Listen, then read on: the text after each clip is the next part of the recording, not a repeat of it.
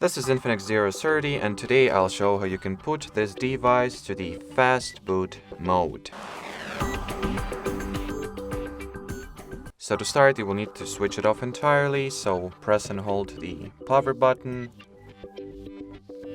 and then select the power off option. Once the smartphone is switched off entirely, simultaneously press and hold the volume up key and power button. Once you see the INFINIX logo, let your finger off the power key, but keep holding the volume up or volume plus.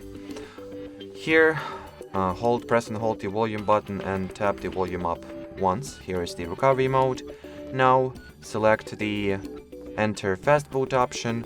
Obviously, make sure to connect your phone with PC or laptop beforehand, then tap at the enter Fastboot, and well, here you have it. So that'll be it for this video, guys. Thanks for watching, thanks for your attention, and bye bye.